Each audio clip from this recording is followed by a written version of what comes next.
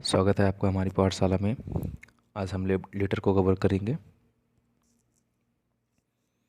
Letter जो कि दो टाइप का होता है, पहला होता है फॉर्मल लेटर, दूसरा होता है इनफॉर्मल लेटर। फॉर्मल लेटर को प्रोफेशनल लेटर बोलते हैं, इनफॉर्मल को पर्सनल लेटर बोलते हैं। फॉर्मल लेटर में हम किसी higher authority, principal, official, police, commissioner को लेटर लिखते हैं। इनफॉर्मल लेटर में हम फ्रेंड्स या रिलेटिव्स को लेटर लिखते हैं, जिसका यूज़ अब बहुत कम हो गया है।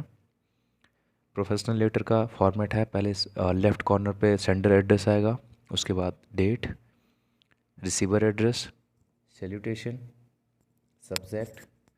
सैल्यूटेशन और subject according to CBSE board के अनुसार सैल्यूटेशन पहले आएगा, सब्जेक्ट बाद में आएगा। बट अदर जो बोर्ड्स हैं उनमें हम सब्जेक्ट को पहले कर सकते हैं, सैल्यूटेशन को बाद में कर सकते हैं। इसके बाद introductory para, main body, conclusion. Then after thanking you, your sincerely, faithfully, truly और XYZ। अगर आप 10th में हैं तो अपना नाम नहीं लिखेंगे बोर्ड में। सब्जेक्ट जो सब्जेक्ट होता है ये हमारा कर्सिव और कैपिटल लेटर में लिखा जा सकता है। पर्पस क्या होता है? किसी प्रॉब्लम को सॉल्व करना, अवेयरनेस के लिए, कोई सजेशन देने के लिए। पैराग्राफ की जो वर्ड लिमिट है 120 से 150 वर्ड्स है। 2 से 3 पैरा जो भी नीड हो आप उतना लिख सकते हैं। लैंग्वेज पोलाइट होगी। सैल्यूटेशन का मतलब रिस्पेक्टेड सर या मैम, ये आप सब्जेक्ट के बाद भी लिख सकते हैं। बट अगर आप सीबीएसई बोर्ड का जो रूल है उसके हिसाब से आप सैल्यूटेशन को पहले करेंगे। डेट का फॉर्मेट है 30 जनवरी 2022, नॉट 31 2022। हमारा लेटर है एप्लीकेशन फॉर लीव, तो इसमें सबसे पहले टू द प्रिंसिपल, स्कूल का नाम आएगा, पोस्ट, डिस्ट्रिक्ट, उसके बाद सैल्यूटेशन रिस्पेक्टेड सर और ma'am, subject application for leave. I beg to say that I have been suffering from. अब यहाँ पे आप फीवर लिख सकते हैं, हेडेक, कोल्ड, डेंगू, जो भी जिस भी चीज़ से आप पीड़ित हैं उसका आप नाम लिखेंगे। सिंस लास्ट नाइट, जब से आप पीड़ित हैं। Doctor has advised me to take complete bed rest, so I am unable to attend the class.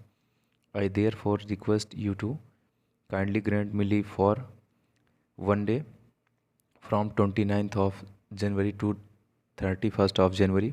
उसके बाद thanking you, your obediently XYZ। यहाँ पे आप अपना नाम लिखेंगे, बट आप अगर बोर्ड के स्टूडेंट्स हैं तो आप अपना नाम नहीं लिखेंगे।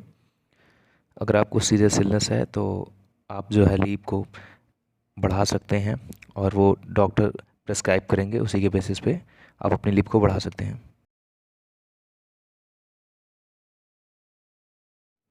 अब आपको छुट्टी लेनी है, किसी की वेडिंग है, इंगेजमेंट है, बर्थडे पार्टी है, कोई फंक्शन है, कुछ सेलिब्रेट कर रहे हैं आप, पार्टी है कोई या मैरिज है, तो आप उनको एप्लीकेशन लिखना होगा हमें, हायर अथॉरिटी को, प्रिंसिपल को।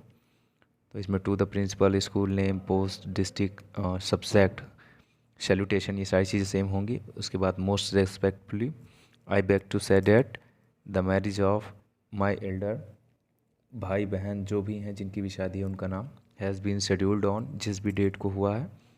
सो I am unable to attend the class. I therefore request you to kindly grant me leave for, जितने दिन की छुट्टी चाहिए आपको, 1-2 दिन, जितने दिन की चाहिए। फ्रॉम, आप डेट बता देंगे 27th of March to 29th of March. Thanking you, your obediently, आप अपना नाम भी बता देंगे। और जो बच्चे बोर्ड का एग्ज़ाम लिख रहे हैं वो अपना नाम मेंशन नहीं करेंगे।